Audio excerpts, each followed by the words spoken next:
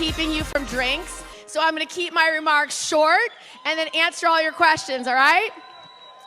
So I don't know if you saw my announcement speech, but I did it right outside of Trump International. Did you see it? Well, the reason why I took the fight to him is because President Trump is creating so much division and hate in this country, but he is very small. He is weak, he is a coward. He is a leader who actually punches down. He demonizes those who need our help, those who need our support. He demonizes the LGBTQ community. He demonizes our transgender troops. And when you have a bully like that as President of the United States, what it means is it loses who we are as a country. Our country, at its best moments, has always been strong. In fact, we don't even remember what it's like to have a president who's brave. Do you remember what it's like when a president says, let's send a man to the moon? Or when a president says, let's pass the Civil Rights Act? That's what bravery looks like. It's when you're willing to take on the battles that no one else is willing to take on, and you are willing to do the thing that is really hard to do. So what you're doing right now on the grassroots is exactly what our country is made of. You are fighting district by district, state by state. You flipped the House in 2018. Thank you for doing the work. We know that when our democracy is strong, the people's voices are heard. And I think what we're talking about here today is really meaningful. The fact that we want to restore this democracy to the hands of the people. If you want to do that, you have to go to the root of the problem. And I can tell you, the root of the problem is corruption and greed. Anything that you want to achieve, anything, whether it's the Green New Deal, whether it's health care as a right and not a privilege, whether it's fixing our public schools, whether it's getting prescription drug prices down, I can show you what is standing in the way. Let's look at gun violence. It is the NRA. They are funded by the gun manufacturers. The gun manufacturers care more about selling weapons than having universal background checks. They would rather sell a weapon to someone on the terrorist watch list, to someone who is gravely mentally ill with a violent background. That's why they are against the Violence Against Women's Act. They would rather sell a weapon to someone with a criminal conviction for violent crimes. And that's the truth of it. And that is the difference between capitalism and greed. They are defined by their greed. Any other issue that you care about, let's say healthcare is a right, well, you have to be willing to take on the insurance companies. If you're unwilling to take on the insurance companies, you will never get to healthcare as a right and not a privilege. That's why I'm for Medicare for all, and that's why we have to fight to pass Medicare for all. So you're wondering, why am I running for president and why am I going to win? Well, let me tell you. I have a very different history, a very different story. I got my start in politics in upstate New York. Upstate New York, in a very red place. In fact, a 2-to-1 Republican district.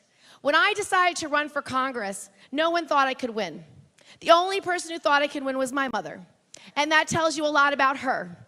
By the time she was my age, she was a second-degree black belt in karate. So I decided to look at this district, and I call a friend of mine who's actually really smart, a pollster, understands these things. And I told him, I said, Jeffrey, I really want to run for Congress in upstate New York, where I'm from, the 20th Congressional District. Please look it up and tell me my chances. And he said, oh, Kirsten, sorry, you can't win. And you know, I've been working for other candidates for 10 years, raising money, helping them get elected. I said, well, you know, Jeffrey, I could raise a lot of money. I could probably raise $2 million. I could get my message out. And he said, it's 2-to-1 Republican. There's not enough Democrats to vote for you.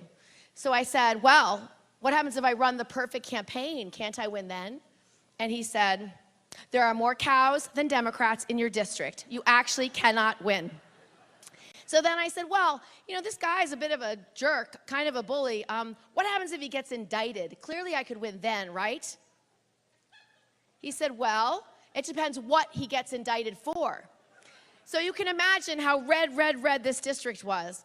But I did run. I did raise close to $2 million. I ran close to a perfect campaign, and miracles do happen. But the one mistake he made is he never took me seriously. In fact, he looked at me and said, she's just another pretty face. And of course I said, thank you.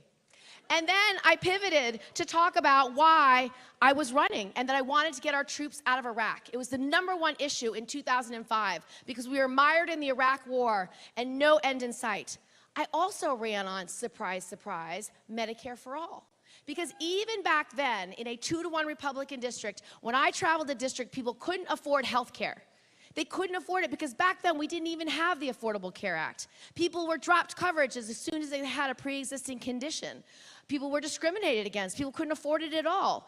And so they wanted a solution. And I said, well, how about letting anyone buy into Medicare at a price they can afford, 4 or 5% of income?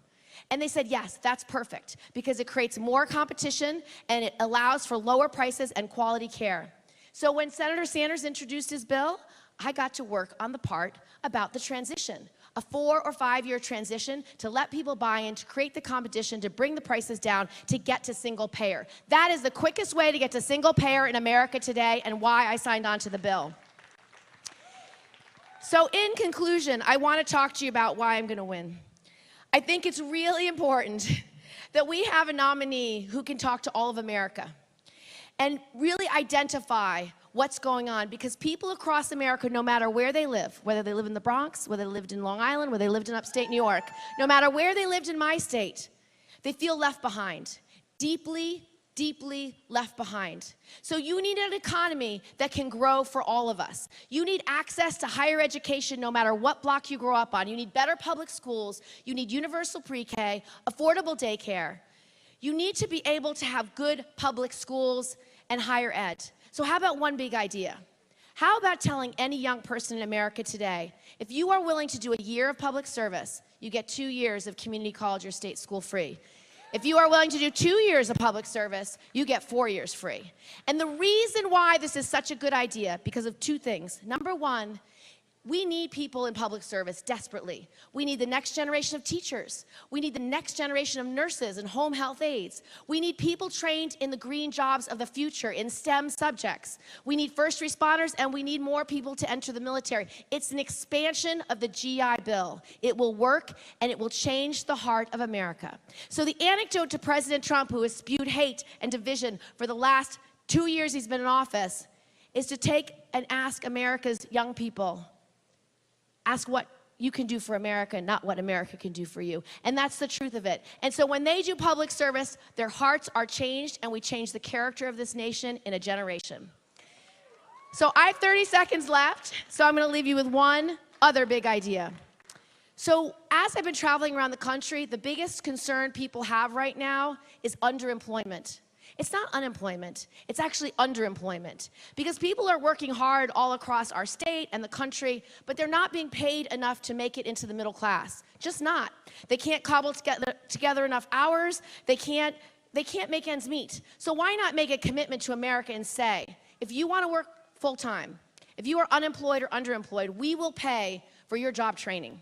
So whether it's in a state school, a community college, a city college, a not-for-profit, or an apprenticeship program, we will pay for your training to get a higher paying job so you can earn your way into the middle class. That is one of the best, cleanest ideas to take on institutional racism, to take on people who have been left behind and feel the economy is not built for them, for all the people who feel the system is rigged and know it.